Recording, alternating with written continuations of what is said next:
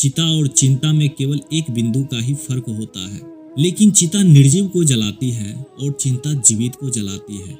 चिंता करने का अर्थ है भगवान की व्यवस्था को अवहेलना करना।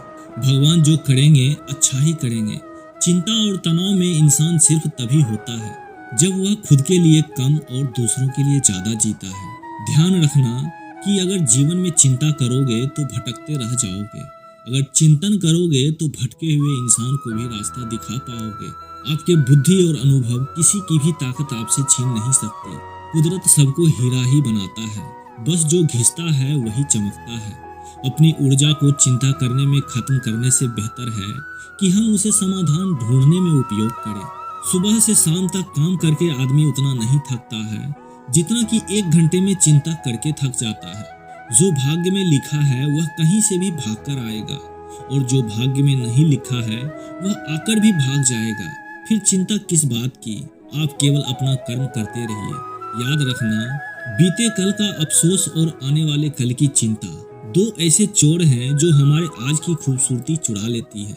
चिंता इतनी करो कि काम हो जाए, चिंता इतनी भी मत करो कि जिससे जिंदगी का काम तमाम हो जाए। चिंता और व्याकुलता से पीड़ित व्यक्ति का कोई इलाज नहीं कर सकता। जो भी हमारे जीवन में होता है वह बहुत अच्छा होता है, बस हमें उसे समझने की जरूरत होती है। चिंता बिल्कुल भी नहीं करनी चाहिए। दोस्तों, हम चिंता को एक कहानी के माध्यम से समझने की कोशिश करते हैं। जो नियति में लिखा है उसे कोई नहीं बदल सकता, और जो नियति करती है वह सबसे अच्छा होता है। जो भी हमारे जीवन में होता है वह बहुत अच्छा होता है, बस हमें उसे समझने की जरूरत होती है। पुराने समय की बात है, एक गांव में बहुत ज्ञानी पंडित रहता था। एक दिन वह अपने बचपन के मित्र से मिलने दूसरे गांव जा रहा था। उसका मित्र बचपन से ही गूंगा और एक पांव से अपाहिज था। मित्र का गांव बहुत दूर था और रास्ते में और भी कई छोटे छोटे गांव पड़ते थे। पंडित अपने मित्र से मिलने के लिए अपनी धुन में चला जा रहा था कि रास्ते में उसे एक आदमी और मिल गया। वह आदमी दिखने में हष्ट पुष्ट था।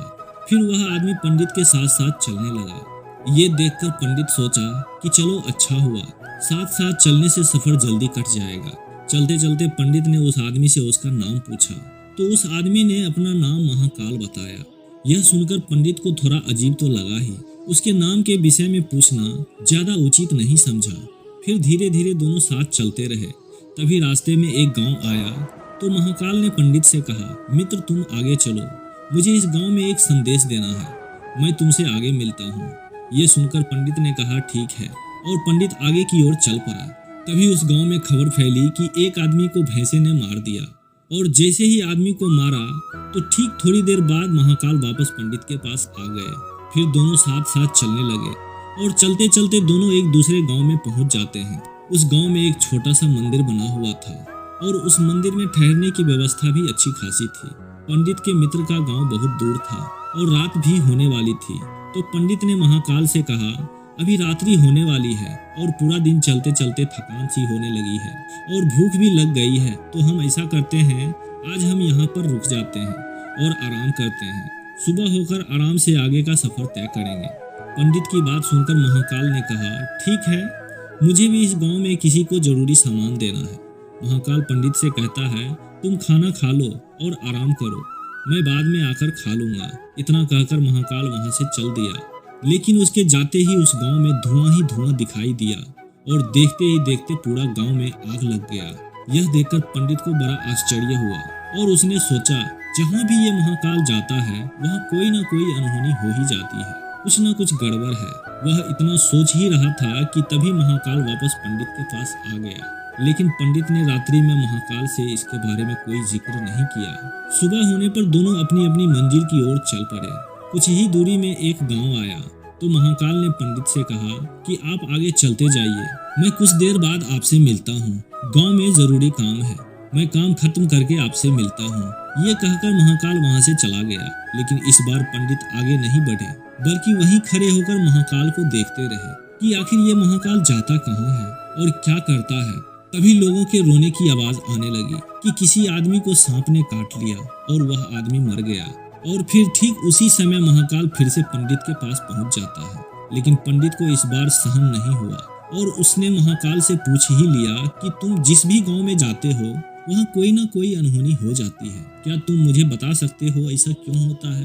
पंडित की बात सुनकर महाकाल ने जवाब दिया, पंडित जी, आप तो बड़े ज्ञानी मालूम होते हैं, इसलिए मैं आपके साथ चलने लगा था, क्योंकि ज्ञानियों का साथ बहुत अच्छा होता है। परंतु आप तो अभी तक नहीं जान पाए कि मैं कौन हूँ। महाकाल की बात सुनकर पंडित ने कहा, मैं समझ तो गया हूँ, लेकिन मुझे कोई और शंका है। अगर आप अपना सही परिचय दें तो मुझे आसानी होगी।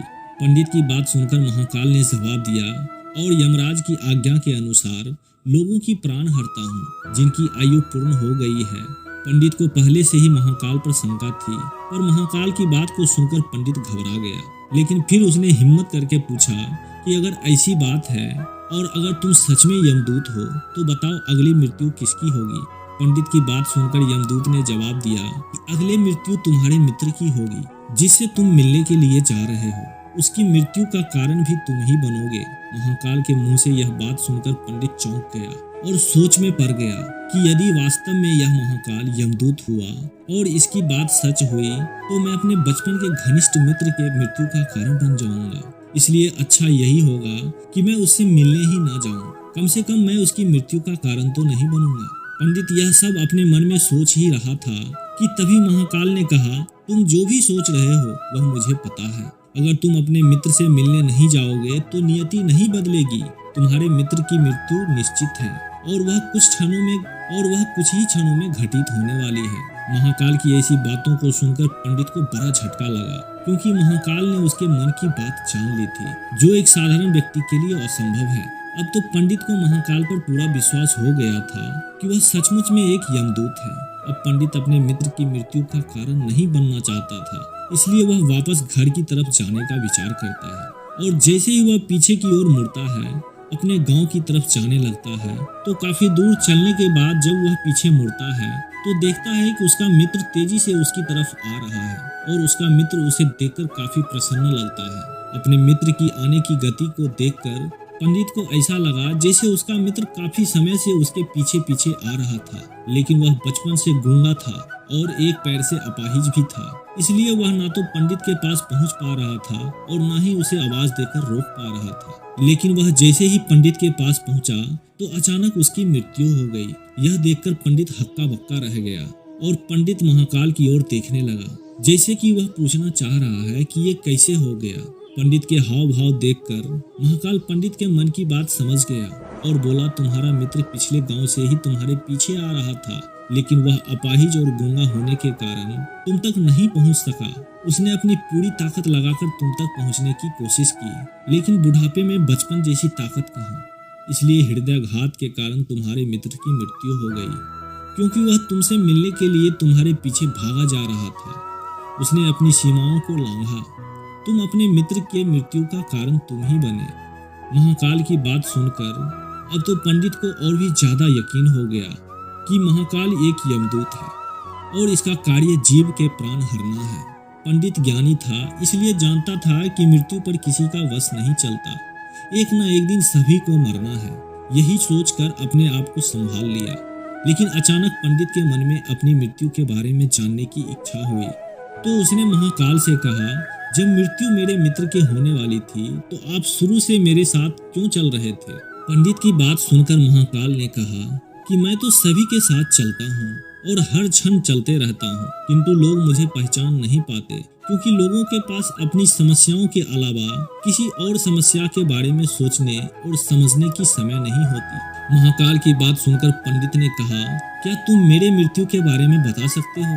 कब और कैसे होगी? पंडित की बात सुनकर महाकाल ने कहा कि किसी सामान्य इंसान के लिए यह बात जानना उचित नहीं है कि उसकी मृत्यु कैसे और कब होगी, क्योंकि वह अपने मृत्यु के बारे में सोचकर दुखी ही होता है। लेकिन तुम मुझे ज्ञानी प्रतीत होते हो, क्योंकि तुमने अपने मित्र की मृत्यु को जितना आसानी से सहन कर लिया, उसे देखकर लगता है कि तुम अपनी मृत्यु के बारे में जानकर भी इतने दुखी नहीं होंगे। तब महाकाल पंडित से कहता है, तो सुनो, तुम्हारी मृत्यु 6 महीने बाद किसी दूसरे राज्य में फांसी लगाने की वजह से होगी, और सबसे हास्य की बात यह होगी कि तुम खुद की खुशी से उस फांसी को स्वीकार करोगे। इतना कहकर महाकाल जाने लगा, क्योंकि महाकाल के पास पंडित के साथ रुकने का और कोई कारण नहीं था। फिर पंडित भी अपने यथाशक्ति अनुसार अपने मित्र का क्रियाकर्म करके अपने घर चला गया।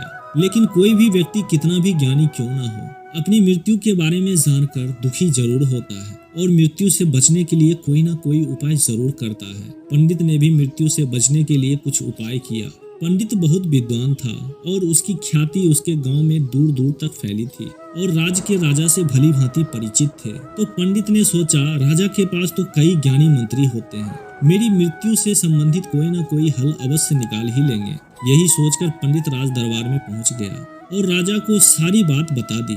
पंडित की बात सुनने के बाद राजा शांत रहे और शाम को सभा बुलाई। सभा में राजा ने अपने मंत्रियों को यह बात बताई और सलाह मांगी। राजा की बात सुनकर सभी मंत्रियों ने अंत में विचार विमर्श करके कहा, अगर पंडित की बात सही है तो उसकी मृत्यु 6 महीने बाद ही होगी, लेकिन मृत्यु तब होगी जब वह दूसरे राज्य में जाएंगे। यदि वह दूसरे राज्य में जाए ही ना तो उनकी मृत्यु होगी भी नहीं। सभी मंत्रियों की सलाह राजा को सही लगा तो राजा ने पंडित के रहने की व्यवस्था महल में ही करवा दी और राजा ने आदेश दिया कि पंडित को मेरी आज्ञा के बिना कोई भी नहीं मिलेगा, लेकिन पंडित कहीं भी आ जा सकते हैं, जिससे ये ना लगे कि राजा कैद में है। लेकिन पंडित तो डर के मारे खुद ही कहीं नहीं जाते थे। अब धीरे धीरे पंडित की मृत्यु का समय नजदीक आने लगा और वह दिन भी आ गया जब पंडित की मृत्यु होने वाली थी। जिस दिन पंडित की मृत्यु होने वाली थी तो वह डर के मारे जल्दी से सो गया ताकि जल्दी से रात बीत जाए और अगला दिन आ जाए और उसकी मृत्यु भी टल जाए। लेकिन पंडित को नींद में चलने की बीमारी थी और इस बीमारी के बारे में वह खुद ही नहीं जानता था। पंडित अपने मृत्यु को लेकर बहुत चिंतित था और नींद में चलने की बीमारी तभी आती है जब आप चिंतित हो, आपकी नींद पूरी ना हो। जिस दिन पंडित की मृत्यु निश्चित थी तो उसने पहली रात पंडित को चलने का दौरा पड़ा और वह महल से निकलकर बाहर आ गया। पंडित राजा का खास मेहमान था, इसलिए उसके किसी पहरेदार ने नहीं रोका और ना ही कोई सवाल पूछा। पंडित बाहर आकर सीधा अस्तबल में पहुंच गया और अस्तबल में पहुंचने के बाद सबसे तेज दौड़ने वाले घोड़े के पीठ पर सवार हो गया और कुछ ही देर में वह दूसरे राज्य के सीमा में चला गया। इतना ही नहीं, वह दूसरे राज्य के महल में पहुंच चुका था। उसके महल के पहरेदार ने भी उसे नहीं रोका और ना ही कोई पहरेदार उससे कोई पूछताछ की, क्योंकि सभी लोग रात्रि के अंतिम पहर के कारण नींद में सोए हुए थे। वह पंडित सीधे राजा के शयन कक्ष में पहुंच गया जहां राजा रानी सोए हुए थे। वहीं रानी के बगल में जाकर पंडित भी सो गया। जब सुबह हुई तो राजा ने पंडित को रानी के बगल में सोया हुआ देखा तो उसे देखकर राजा को बहुत क्रोध आया। उसने पंडित को बहुत भला बुरा कहा और सिपाहियों को बुलाकर तुरंत पंडित को बंदी बना दिया। पंडित को कुछ समझ में नहीं आ रहा था कि उसके साथ यह क्या हो रहा है और दूसरे राज्य में कैसे आया और राजा के शयन कक्ष में कैसे पहुंच गया। लेकिन उसकी यह बात सुनने के लिए कोई भी वहां तैयार नहीं था। सुबह जब दरबार लगा तो राजा ने पंडित को दरबार में हाजिर करने को कहा। कुछ देर बाद पंडित को दरबार में लाया गया। जब राजा ने पंडित को देखा तो उसे देखते ही राजा को इतना क्रोध आया कि उसने पंडित को सीधे फांसी की सजा सुना दी।